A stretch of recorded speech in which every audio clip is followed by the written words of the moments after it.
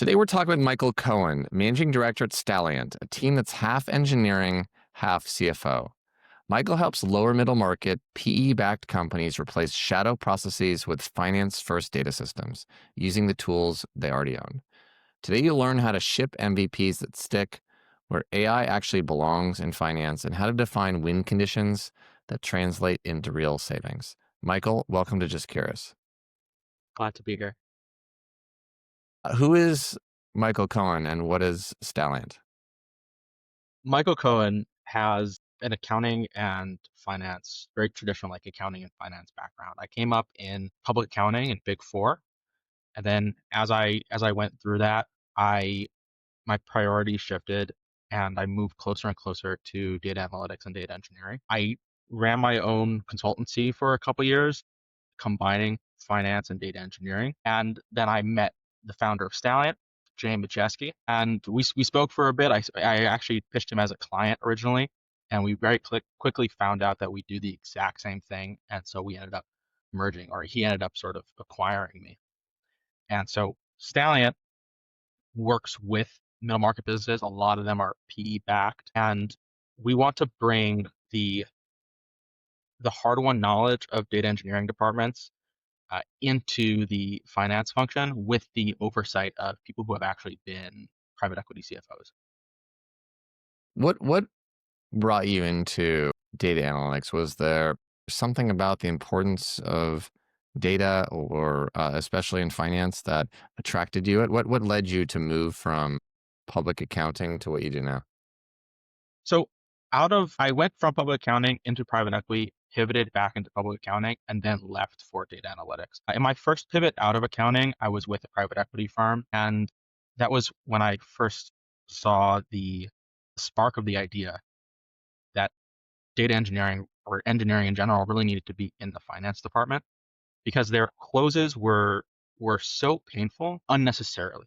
A lot of what we were doing was very repetitive, very programmable.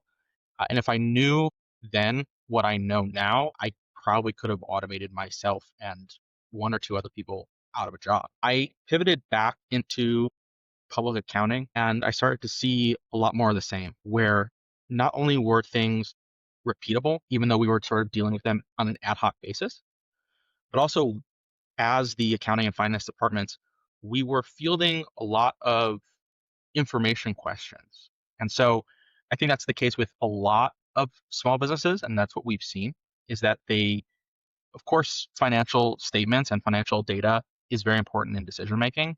So that's part A of what the finance department does. But for many finance departments, they'll receive an information question or an information request from marketing or operations.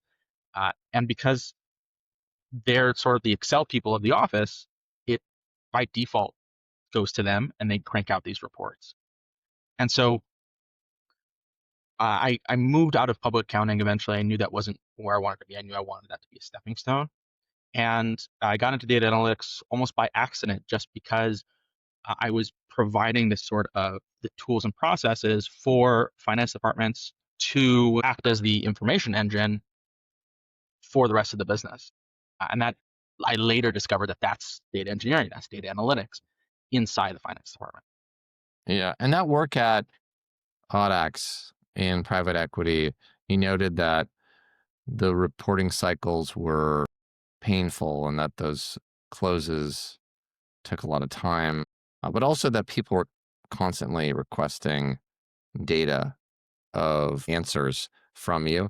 What did that reveal, I guess, about broken processes, and how does that shape what you do and Stallion does today? You'll you'll hear a theme in this conversation about two main things. And the first is the lack of communication between the information centers of the business, whether it's like IT or data or software development and the business teams. And the culture in finance teams itself has generally not been very pro automation up until the conversation sort of shifted recently with AI.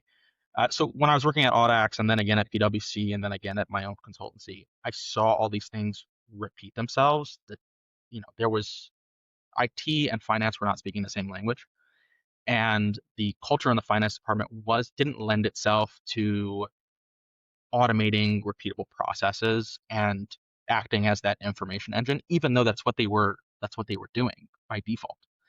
And so at Stalliant, we really pride ourselves on being sort of hybrid talent. Like you mentioned in the intro, we are literally half of us are engineers and half of us come from a finance background, including the CFOs that we have. And each team can speak a little of both languages. So our engineers get trained in accounting and finance in-house, and our finance people are all people who have come to the same realization that the modern finance department is more like a financial intelligence department. So engineer has to be in there. And so when we approach a company, we cover both those bases. We can translate between the information side and the finance side and sort of combine them. Sometimes they don't have an information center, it's just the finance department that, again, is that information engine. And we also bring the culture. We really encourage automation where we can. The finance functions that programming can enable, better financial planning and analysis. What problems do you see most in your clients? Let's call them 10 to $100 million traditional companies. Maybe they're manufacturers or distributors or industrial companies. What problems do you see most in those companies? The symptoms present themselves as slow reporting, long reporting cycles that are very imprecise or don't have the level of detail that they want. And so they can sort of get, let's say they're using QuickBooks or something, and they can get a high level view of what they're doing, but it becomes very, very painful to delve deeper into that, especially if they're private equity backed. They receive some private equity money, and now they're responsible for, weekly reporting or investor level reporting, and they weren't built to handle that. And so in the 10 to 100 million, generally speaking, you have operators that started the business. Sometimes they're owner operated. A lot of times they're owner operated, and they're really good at what they do and what they built the business to do, whether it's manufacturing or construction or distribution. But now they find themselves doing and teaching themselves things that they never really considered that they would have to do. It's like reporting. It's very similar to something that I think a lot of small business owners deal with very early on when they start a business, is that they have a business idea and it's going really great, but now they have to do their own accounting. And so they very quickly hire an accountant to do that. That's like very often the first hire for any small business is an external accountant. And so it's sort of an analogous problem. When you get to a bigger size, now you need a finance department. You need a future outlook. You need financial planning and analysis. And while these businesses are super strong, they've never thought about doing that. That's just not what they were built to do. And so they start running into problems as they grow that they don't have enough detail. And the detail that they can get is very slow. Got it. And so the costs of those symptoms are, one, maybe they can't get the answers that people need within the organization to make critical decisions. And also, it takes a lot of time to get answers. And also, maybe they need to hire more people to get answers than they would otherwise because of the cumbersome nature of the close. Is that sort of the kind of why this really matters for the companies you work with?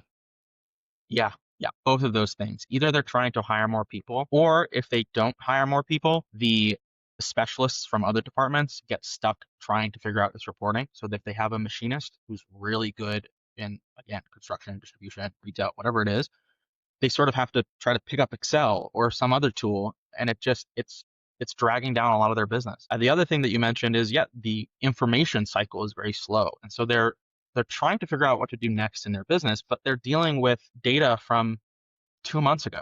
They're dealing with information that's just stale, Yeah. and it costs them opportunities. It costs them, time to action. Yeah. You mentioned earlier on that automation and AI aren't endemic to the finance process. And so for a CFO that's hearing AI, how do you help them separate the opportunity and sort of the value of mature technology like classic machine learning or OCR or even like Power Query? How do you help them separate the value of that from hype and decide what kind of belongs in finance and what doesn't?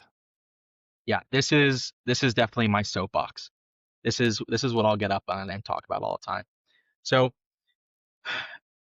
I think the most important thing that any individual can do, whether it's on an individual contributor level, manager level, department level, or investor level, is to prepare for AI, is to figure out what is in this, what is included in the term AI and what is not included in the term AI. The term has been very ambiguous and has ballooned and shrunk in the 70 years since it was coined, artificial intelligence. But nowadays, we have so many tools and technologies that are being relabeled as AI that have existed for 10, 20 years. So when you talk about robotic process automation, decision trees, web scraping, browser automation, workflow automation, character recognition, a lot of those things existed long before OpenAI brought ChatGPT onto the scene. And so, for purposes of this conversation, and when I speak, when I say the term AI, I'm usually referring to a large language model, something that can handle language and visuals in a non-deterministic manner and has some sort of reasoning capability behind it. So when CFOs hear the term AI, it's really important for them to understand that most of what they do, especially in accounting and finance, nearly 100% of what accounting and finance is does not require a large language model, and it's actually a lot riskier than it's worth, considering that large language models don't necessarily produce the same output for every Yeah. one of the same inputs. That's what not being non-deterministic would mean. And so most CFOs, I would say all CFOs, should take a look at traditional data engineering, basically if then statements, right? Very linear decision trees, and take that as far as they possibly can before they even look at an AI or large language model solution. All of accounting, most of finance can do that. And when you look at the tools that are in place in accounting and finance, a lot of them have started doing this. For example, when you take a look at QuickBooks, which is a very basic software, when QuickBooks classifies your bank feed, or when my Monarch budgeting app classifies my transactions, they're not calling OpenAI's API, even though they can do those classifications automatically. But that's not AI. I wouldn't call that AI. And so those sort of traditional data engineering concepts, especially if you can get the foundations in place and then build from there, are many times more useful than jumping straight into a large language model solution. And they should be wary of either A, jumping straight into a large language model solution, and B, mature technologies that are being labeled as AI sort of for the hype in the marketing. Yeah. Let's go back to Stalliant. You and I both described it as half engineering and half CFO. How does that DNA and I guess domain expertise change how you work with clients versus maybe a pure technology approach? Yeah. The pure technology approach is really tough, and it runs into the same issues as IT and finance departments have been running into for, the past 20 years. And so, like I mentioned, a lot of technology departments don't speak the same language as the finance departments. And they start a lot of projects and they can never get to that finish line. Finance wants it one way, uh, the technology departments want it another way, and that disconnect ends up creating shadow processes. And we've all seen them. We've seen the ERP system that finance looks at and just exports CSVs from and builds a model in Excel as opposed to actually using the system in the first place. And so what we're able to do with that hybrid talent and with that culture change and that mindset is we are able to bring the solutions into the finance department. We're able to be in the finance department and craft the solutions while we're in there. So we bring the solutions to the business user as opposed to creating a business solution that the users then have to come to. Right. Right. You mentioned shadow processes. What are some other examples of shadow processes? And what are the big kind of red flags? What are the issues with shadow processes? Are there risks that they hide? Are there sort of other implications? Firstly, like what are some examples? And then secondly, like what are the big issues with shadow processes? The most common example, I would say, is that CSV export problem, where there is a system in place and the departments, they're either not good enough for the departments that are using them, which is a communication issue generally, or they're maybe too slow. So the users in those departments, whether it's finance or marketing or operation, will grab data out of the system that it's in, create their own reports, and fill their information needs that way. And so that creates a lot of different problems. And you'll see those problems all come to a head whenever there's a meeting between operations and finance, for example, or between a CFO and a CEO, where the CFO will present a certain set of numbers or a report that the finance department has crafted, and they've done it very well, but they've crafted this report separate from their system of record. And they present those numbers to the CEO, who then double checks them, does a quick double take, and says, hey, these aren't the same reports that marketing was showing me. These aren't the same reports that technology was showing me. And that it creates so much friction, it destroys so much trust across the board.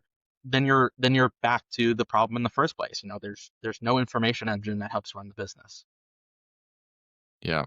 Um, with that in mind, and understanding as we were talking about earlier that oftentimes post kind of investment from a private equity firm, the needs on the finance department, the information needs triple. Where should finance leaders start first to make their efforts more efficient and to avoid some of these like Excel workarounds that can lead to real risks? Yeah. Well, I'll say that where they should not start is replacing the systems in place. And so once they receive private equity money, it's very tempting, for example, to swap QuickBooks out for something like NetSuite. And maybe that is necessary at some point, but that's not where they should start. Where they should start is connecting their their processes, which are generally shadow processes, but sort of bring them into the light by connecting those front end spreadsheets into the system of record. And so we at Stalliant, we're very pro spreadsheets, pro Excel. We're very anti them being separate from the system of record, but Excel has evolved so much that it can be connected pretty much directly into your systems through a data model, through an ODBC connector, through Power Query, which is a native tool inside of Excel. And so any accounting and finance department should take a look at Power Query. If they're using Excel, for example, take a look at Power Query and try to figure out how to connect Excel natively into your systems of record. And that does two things right away. First of all, as a byproduct of being connected into your own system, you eliminate the need for manual CSVs and copy pastes. And it's just a huge time saver. And then more importantly, you are actually connected to your own systems. And so you avoid that boardroom nightmare scenario where things don't match because everything's connected. And so you're still using the Excel, but instead of it being a workaround, it's actually part of the workflow. Yeah. Let's walk through an example of how you and Stalliant work. I'd love to share the case study that you shared with me. Let's start at the top. Like, who is the customer? What problem did they come to you with? And then let's walk kind of step by step how you helped them solve it and, what that after state looked like versus, when they came in originally. Yeah. So one of the first clients that I got actually after going solo full time was a custom manufacturer in Middle America, Midwest America, and they had been acquired by a private equity firm. And this private equity firm installed a new COO, a young guy who was, Harvard graduate, very, very smart, and he was there to be their head of operations. He came to me after a few months of being there, and his pain points were that he wanted to run the business, but he spent so much time, almost 50% of his time, just wrangling the information together to get what he needed to run the business. So he was spending 50% of his time grabbing exports and doing VLOOKUPs and sum ifs. He actually taught himself Excel, which was excellent. But in the meantime, he had this huge output of 20, 30 tabs inside Excel just to make the sort of decisions that he should be making daily as COO. And so when we first spoke, it was actually just an information session. He just wanted to say, hey, is there anything I could be doing better? Can you take 15 minutes and tell me? And so we discussed pretty much exactly where I just said that every C-suite should start. Take a look at Power Query. Take a look at data models. Think about dimensional modeling. Think about traditional data engineering and data analytics concepts. And that really resonated. We were able to, just in the information session, I was able to show him sort of a proof of concept of what reporting might look like if he got the systems interconnected and if the data model was set up, and automatically that would have given him back 40 to 50% of his time. And they already knew that the information that he was using was very valuable. They were able to save 5 to 15% on any given job just because they could quote the job more accurately. Again, they're custom manufacturing, so their profit really depends on how accurately they can quote the job, uh, how much visibility they have into cost of goods or labor.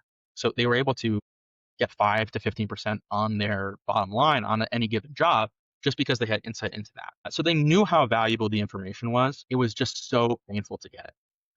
And so we started with Power Query. We started with the data model.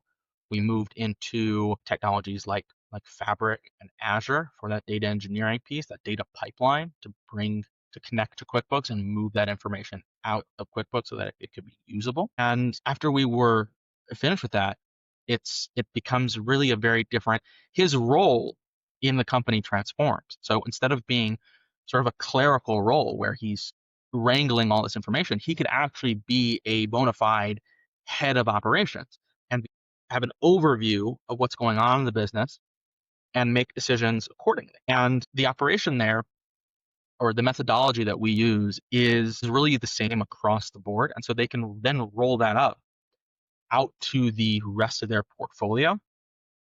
And as they evolve in their data journey and their quote unquote AI journey, they can start seeing reports across the entire portfolio. They can see, hey, here's this portfolio company compared to this portfolio company. And all that starts with these foundational processes of data engineering and data analytics. The end goal for them is to have a large language model system where they can feed it or get it set up actually inside of their data to ingest all of their purchase orders and their bills of material, all things that are very common inside of custom manufacturing and very, very time consuming. We want to put that all in the system, put a large language model or a small language model inside of that so that you can ask, hey, these are the criteria for an upcoming job. What is the ideal quote for that? And what kind of labor hours would we need for that? And if the model is trained properly, that is just an excellent use of large language models where it can synthesize all of this. It doesn't necessarily have to be deterministic. It can be a conversation, and they can receive the information they need to receive without just all of the hassle or the key person risk of one person who's been there forever needing to quote the job based on their intuition. Right. And so, like the before state, you have this COO spending 50% of their time wrangling data. There's also some like key person risk because they're doing all these analyses in Excel, and maybe that Excel breaks or someone else doesn't know how to use it or they can't find it. Um, and then the after state is he's freed up all that time and he can spend his time being an operator, which presumably had some value benefits for the organization. Tell me like how the organization thought about that after state and sort of the return on this automation engagement. Yeah, right away the automation saved them probably $500,000 a year, and that's not a number that I came up with. That's a number that the head of operations came up with.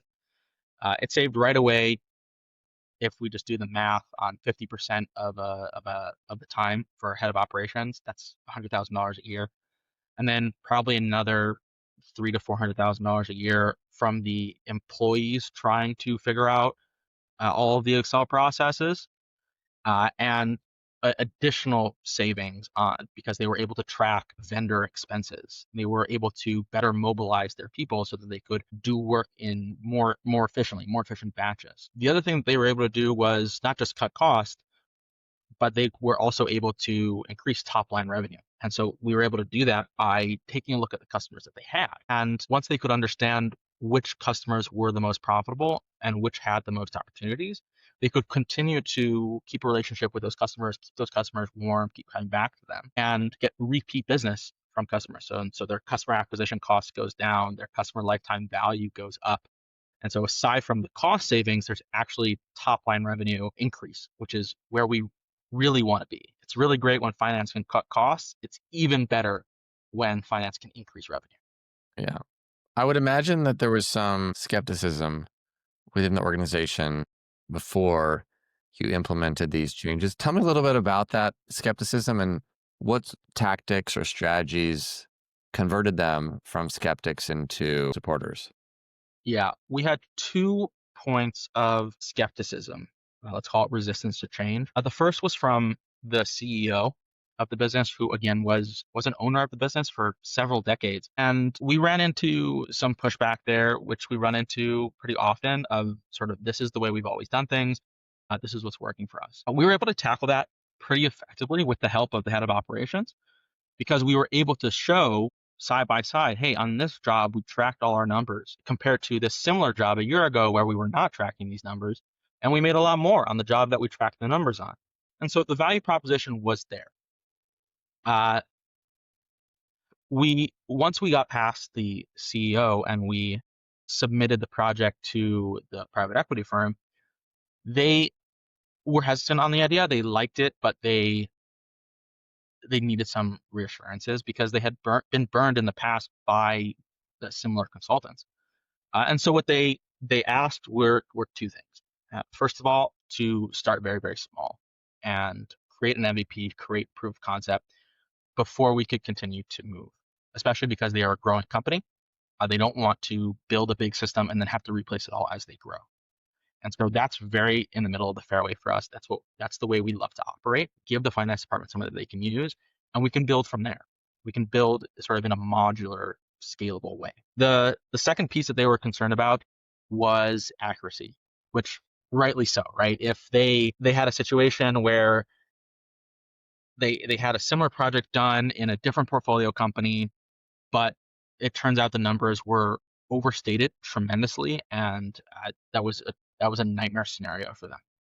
And so they asked that anything that we do, we should triple check the accuracy. And that again is very middle of the fairway for us, and highlights one of the risks of using AI or large language models inside the accounting and finance department, because there is a big risk of, you know, one input giving you one output and the same input giving you a second output, and there could be a lot of wires get crossed through using large language models. And so like I was saying, we start with the mature technologies. We start with the data engineering, the data modeling, using the systems that they already have. So they know that their data is pretty clean in QuickBooks. And we take it out of there using traditional data engineering. And so it stays very clean and very accurate throughout the entire project without the risk of overstatement or numbers that look off or disconnect to the business.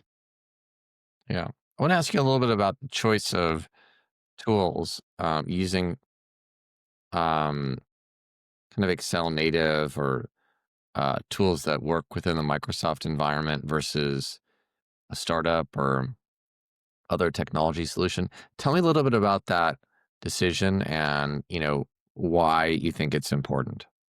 Yeah. We're very tool agnostic, whether we end up using AWS or ChatGPT or Claude. The tool doesn't matter to us as much as what the team is using and what the team is comfortable with. So for 95% of the clients that we deal with, they're already in a Microsoft environment. They're already using Excel. They're very, very happy with Excel. And so we encourage that. You will hear a lot that, especially from data engineering people, that Excel is just the bad guy of all good processes because it's so prone to shadow processes. But if you can, like I was mentioning before, if you can connect Excel to the rest of the business, especially if they're already using Excel, they're already comfortable with it, they've seen it, they're using it. If you can connect Excel to the rest of the business, it becomes right away the best tool for the job. And so we like to think of Excel as the front end of the data analytics or the financial analytics, with the back end being the systems of record and the data pipelines, as opposed to the way it is in companies with these risky shadow processes where they've built everything inside of Excel itself, or maybe they're using Power BI and have built it inside Power BI itself, disconnected from the rest of the business. That is no good. That is Excel as the back end. It can work.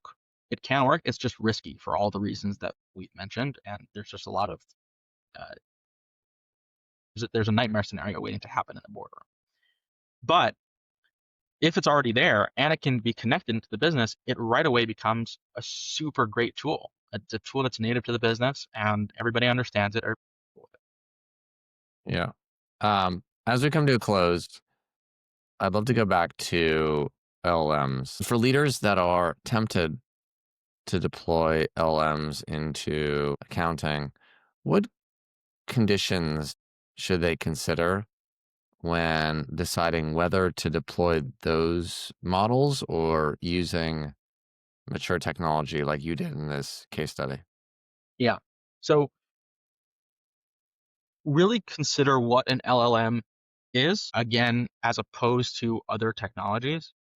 And if you find, or if a business leader finds that they are doing tasks that require, I would say, improvisation and reasoning, that might be a good use case for a large language model. Or even better, if the task is to synthesize large amounts of text and to produce large amounts of text, that is perfect for a large language model. That is what they're built for. That's in the name, large language model. But generally speaking, for accounting, that's rarely the case. For accounting and finance, it's much more often the case in something like marketing or even sales. So for accounting and finance leaders, again, it's really important to distinguish when somebody says AI, what they mean by that. Do they mean a large language model? Do they mean machine learning? Do they mean decision trees or workflow automation? Really drill down into the specifics of the technologies being used instead of calling it an AI solution, and evaluate each technology on its own merits. Before we end, who should reach out to you and Stalliant? What is your ideal client profile look like? Lower middle market companies that are growing too fast, and are no longer comfortable with how reporting is being done. That also includes PE companies that are investing in the lower middle market and need to supplement the accounting and finance functions in order to keep up with all of the private equity reporting and the decision making. And so we can handle anything from bookkeeping up to the CFO level responsibilities of strategy and board reporting. And it's done on a layer of data engineering and using AI when necessary. So middle market companies and private equity companies investing in those companies where they are sort of outgrowing their current reporting functions. Awesome. Michael, I really appreciate you coming by. Just curious. Yeah, this has been great. Thank you.